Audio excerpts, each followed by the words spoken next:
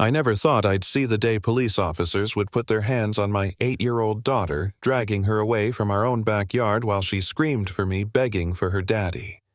But that's exactly what happened. And the woman who orchestrated it, all the HOA president with her pink blazer and smug clipboard smile, thought she was untouchable. What she didn't know was that I'd spent years in combat zones overseas, and if she wanted a war, she had just picked the wrong family. My name is Jake Thompson. I'm a single dad, a veteran, and a man who just wanted to give his daughter Emma a safe place to grow up. After my wife Sarah passed from cancer, I thought Willowbrook Estates would be that place. Neat lawns, quiet streets, families waving from their driveways, it looked perfect on the surface. I couldn't have been more wrong. 2 weeks after moving in, I was unpacking boxes when this tall woman stormed up my driveway like she owned it.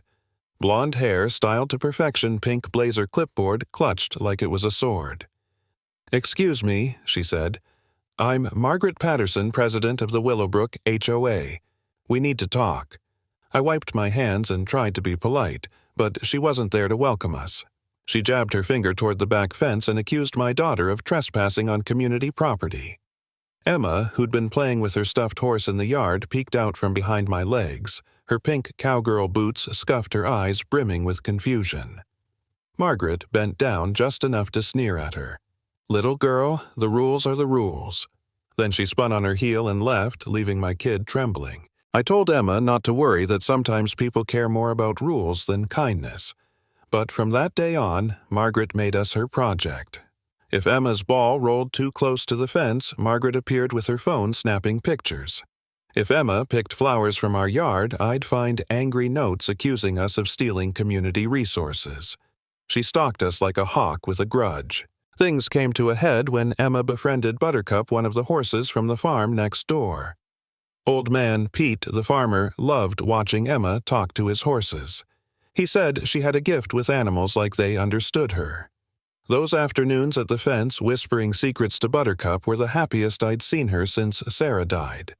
But to Margaret, that bond was yet another violation.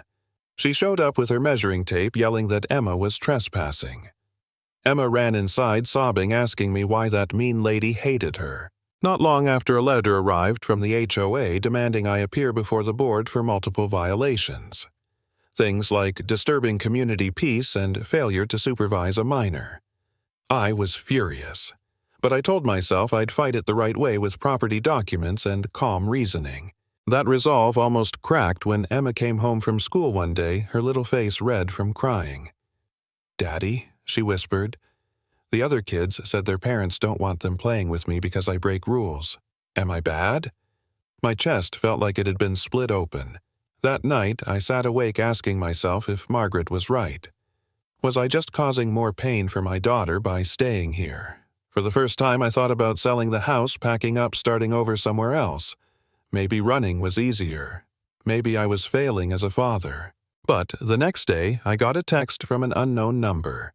"Your daughter's behavior ends today." Final warning. That flipped a switch inside me. I'd faced threats before overseas against armed insurgents. I wasn't about to let some power-hungry neighbor intimidate my family.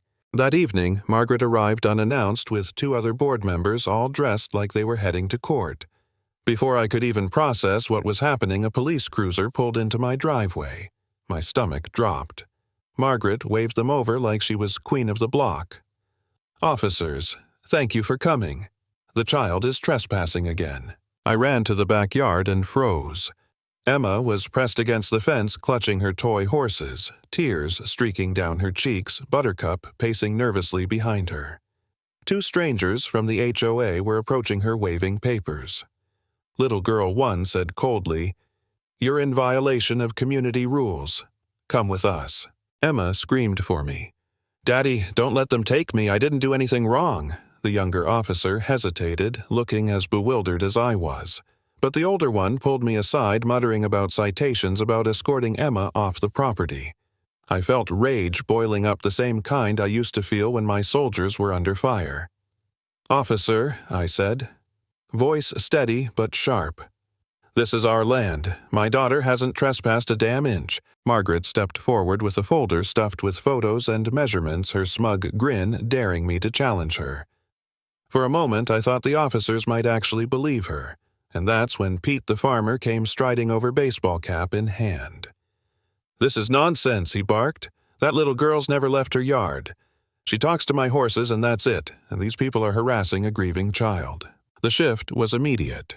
The younger cop's jaw tightened, the older one frowned. And then, as if fate wanted to hammer the point home, a CPS worker pulled up. A tall woman with sharp eyes introduced herself as Lisa Washington. Margaret jumped on her like a predator spewing lies about neglect and danger. But Lisa didn't buy it. She crouched down to Emma's level and asked gently, "Sweetheart, can you tell me what you were doing?" Emma sniffled. "I was talking to Buttercup. She's my friend. She helps me when I miss Mama."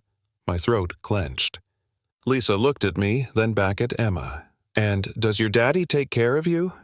Emma's answer came quick, firm. "Daddy makes me pancakes, helps with homework, reads me stories. He never hurts me. He's the best." I saw it in Lisa's eyes. She knew the truth. She straightened-faced Margaret and said flatly, "There is no evidence of neglect. What I see is a stable, loving home and a child being used as a pawn in a personal vendetta." For the first time, Margaret's face cracked. Red blotches spread across her cheeks. She sputtered, "This is outrageous. That man is hostile, dangerous." But Lisa cut her off. "Ma'am, filing false reports is a felony." Silence fell like a hammer. Even the cops stiffened. Margaret stormed off, muttering threats. But I knew it wasn't over. Over the next week, flyers appeared in mailboxes claiming Emma and I were dangerous. Private investigators showed up at my door demanding to document my daughter's behavior. Anonymous calls hit her school questioning if she was safe at home. Margaret was escalating, trying to crush us with rumors and intimidation. I hit my breaking point. No more defense. I called Maria Santos, a former JAG attorney who specialized in harassment. She listened, then leaned forward. "Jake, this isn't just harassment anymore. This is stalking, defamation, and abuse of authority. We're going to take her down." And that's exactly what we did. Maria uncovered that Margaret had acted alone without HOA authorization, draining her own money on investigators and smear campaigns. The board, furious at the mess she created, stripped her of her title. Neighbors who had stayed quiet finally stepped forward, sick of being manipulated. Then came the final blow. Officer Martinez, the younger cop who had been there that day, called me early one morning. His voice held a satisfaction I'll never forget. "Mr. Thompson, Margaret Patterson was arrested today. False reports, harassment, stalking. She won't be bothering you or your daughter again." I hung up the phone and sat in silence, the weight of months of fear and fury crashing over me. Outside, Emma was in the yard arranging her toy horses near the fence, Buttercup standing patiently as always.